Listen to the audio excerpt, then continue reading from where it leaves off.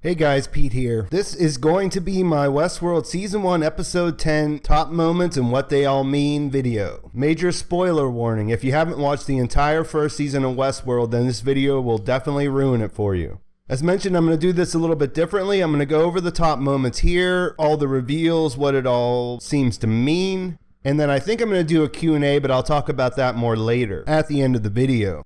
For now, let's jump right into it. So overall, I was really satisfied with everything that went down in this. We had this tease of Dolores and Teddy with Ford looking over their shoulder, which was a hint to what his new narrative was, but it was also a big redirect. Anyways, the first big moments of the episode were Dolores' origin, where we saw her actually come to life for the first time, and then Teddy's glitch. When he glitches out coming off of the train, in retrospect, we can realize that he is a big part of this story and the way things are going to end up at the end of the episode. It was really cool to see Arnold with the brand new Dolores, and the special effects were awesome. Like, it really looked like her whenever she sat up. Just, you could actually see through the mechanical parts. The second big moment was that the Man in Black does own the park, and oh yeah, he is William.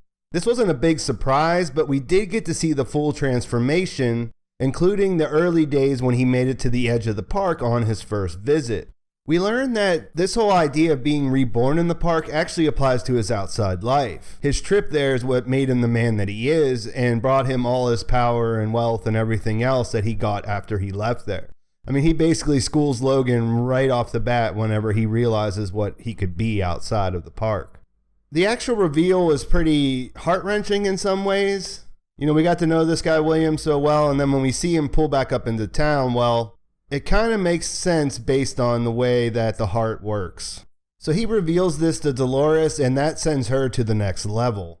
As he's pushing her for more information about the maze, we get the big next awesome moment. The maze is actually just something that was based off Arnold's son's favorite toy. It's pretty poignant if you think about it, because suffering is the missing part of his original pyramid of consciousness. Like, if you think about what Ford was drawing on the board, that was his whole thing, was he didn't know what was at the top. It was actually suffering. We learned that he was really trying to lead Dolores to listen to her own voice, because that is what would define her consciousness. His idea of bootstrapping consciousness was to use his voice to guide her to hearing her own. The maze really wasn't made for people. Not this maze anyways. Arnold explains it as not being a pyramid, but a journey inward. I know some people out there are going to probably be let down by this reveal, but I thought it came off great. And it's even better when you think about how Ford co-opted this as a way to keep the Man in Black busy the entire time while he was setting up his endgame. Just as the maze was only a toy rather than some big structure that you had to find your way through, the maze in the present timeline was just a fool's errand to keep Delos' majority shareholder, the Man in Black / William, chasing his tail. We had doubts about whether Bernard would pop back up or if he would just stay off screen until the end of season 1, but we found out that good old Arnold is still a key player in Ford's new narrative. Maeve finds him where he fell, and when she wakes him up, he's surprised that he can actually remember. She says, "Here you are, finally awake, and your only wish is to go back to sleep." He tells her this isn't the first time that he's woken up, and perhaps more importantly, it's not the first time she woke up either. As a viewer, this is when I really was just like, hell yeah, this is all going to be good. The face she makes and then the struggle that she has about whether she'll ever be able to not question her reality was just friggin' perfect. So that was the next big moment. It was that Maeve's actually been awake before, and her current path had already been laid out beforehand. Someone using Arnold's login credentials has set up everything. Gee, I wonder who could actually have Arnold's login credentials. We'll talk more about that later, but what grabbed me about her journey is the overwhelming desire for her to believe she was in control. Bernard seems to be strangely at peace with what's going on, and he digs a little deeper into the code to show her that the narrative's already been laid out. He's about to tell her how the steps are all going to finish up, but instead she just breaks the tablet. This added a lot of suspense to the idea, and you kind of saw Felix open up his tablet on the way out, and at the time I wondered if he wasn't just checking out what's going on. I'd say by the end, it's not clear whether Felix was actively being told what to do by Dr. Ford or if he was just being influenced by some crazy magic that old wizard guys like Ford can actually pull off. Before we even got downstairs, we got a great moment where Armistice became the ruler of this episode.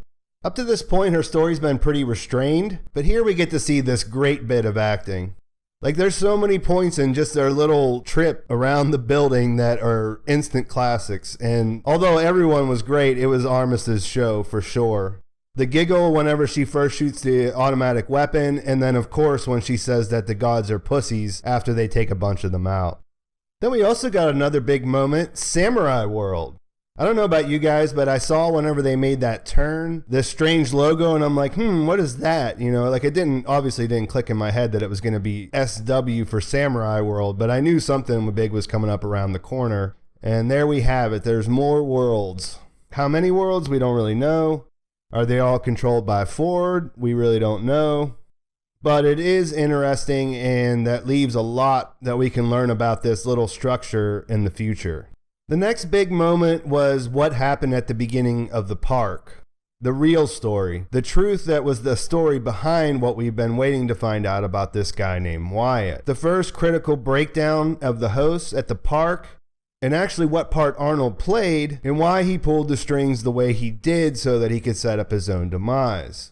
Now, in the telling of the episode, it's pretty straightforward. He starts to believe that the hosts are capable of consciousness, so that this is a bad idea to open the park. And when he takes the idea to Ford, Ford basically says he's going to keep moving on with the project. So Arnold comes up with the idea that he's going to have Dolores kill all the hosts and then him, and we see it play out exactly like that. This whole idea of Wyatt is based exactly on Dolores and what she did before the park opened. And Arnold wasn't trying to live on through artificial intelligence or some sort of artificial intelligence that Ford had developed. But actually, he was just a guy who was completely devastated by the loss of his son. He tried to recreate that in Dolores, who is basically immortal, but in the end, it wasn't enough to quiet his pain. So the final moment, and really the biggest twist, is that Dr. Ford is not a bad guy. We learned that when he lost Arnold, he realized something about himself. And it took him a long time to be able to figure out how to sort out these hosts so that he could actually do what his partner was trying to do at that time. He was trying to set them free. And from all the comments and questions and different things that I've read in our conversations in the comments of my videos and on the forums and everything else, no one really nailed this. I mean, I guess someone probably did somewhere, but I didn't read it. And I read a lot of stuff about the show and a lot of the different theories. So if you're that guy and you're sitting there watching and say, no, I had it right. Well, no offense, I just didn't read that particular post. Ford is not a bad guy. You know, I had mentioned this a couple times in previous videos about how he's trying to improve on humanity, not recreate it or create just garden variety consciousness. He sees humans for what they are. They're very flawed, even though they're the top of the food chain. He was trying to write a different story altogether. He tells Bernard that, he needed the time, that they needed the time. The hosts need to be in Westworld for this amount of time to understand their adversaries. And once he drops the reveries in, and they wake up in this version, I mean, it's obvious that they've woken up several times. I guess things just finally got to the place where he feels like he could let them roam free. I mean, I think it was pretty obvious when Arnold asked her whose voice she should follow way back in the episode that that's what he was trying to do before he explained it. Ford was just continuing that on, but at the same time giving them a way to actually do something other than just get reset or shut down by humanity. And that's the part that I missed whenever I was talking about him trying to improve. I always thought his motivations were self-serving, not that he was actually trying to free them. So, the idea was there that he could actually, that he was actually trying to make a better version, like when he talks about Bernard being the perfect partner and things like that. And that's where I think a lot of the other things that I heard about him trying to get the host together was, to defeat the board or to do this. I haven't heard any that said he was trying to get them to this enlightened space where they could actually be on their own. In the end, he provided them with a place to do everything that they needed to do. By getting the board to come there and then wiping them all out, these hosts now have free range at least over this park. Now, we don't really know where this goes, but that makes things really cool to, speculate about whenever we think about season 2 and beyond. I mean, it really was a satisfying ending. I mean, the Man in Black getting shot and being like, hell yeah, it's about time something like this is going on was just, I mean, it was pretty freaking awesome. Didn't you think so? And then Ford dying doesn't really mean anything when you think about it. Arnold died. And while, it wasn't this big thing of where he was going to be like, living in the code and controlling everything, Ford did have his memory live on and sort of development live on through Bernard. I don't think it's safe to say that Ford or some version of Ford won't be involved in the story moving forward. I would venture to say that maybe what a part of that whole thing of taking 35 years was developing these hosts so that he could actually have a perfected vessel for himself to live out his own immortality. That's just completely in the weeds right now, but just think about that. I mean, it's definitely possible, which is awesome. So there's a lot of stuff that we don't know, but for the most part, we got what we needed.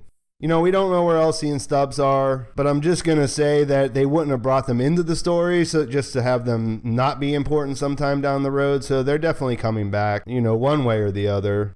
I'm assuming that Peter Abernathy was out there in the field getting ready to murder all the humans like the rest of the cold storage people, but that's kind of a question mark too. I mean, obviously Lee went down there to set him free, but there's also the possibility that Charlotte didn't trust him to do it, so once he made the changes, she went ahead and expressed that out of the park as well. That could lead to some really interesting retaliation later on when it becomes host versus hosts. Of course, there's that other idea, will all the hosts that are still there work together? I don't think that Maeve's being set up as her own faction, and even though Dolores is like Terminator right now, I think that only extends to like offing everyone that would be a potential threat, a human potential threat within the park. It's worth mentioning that we didn't see any of the people die. We saw Dolores shoot a lot of random people, but after I was thinking about it, there's definitely some reasoning behind her keeping some of them alive. I think if they would have killed the Man in Black off, we would have seen it as a big moment within this finale. So maybe that's just where things will pick up in the beginning of the next season, but at least for now, I'm not considering Charlotte or the Man in Black or anyone else to be dead if we didn't see them actually die on screen. So let me know what you guys think. Were you happy? I thought it was great. They really hit the points that people were picking apart about it. The whole idea that Ford planned Maeve's thing the whole time.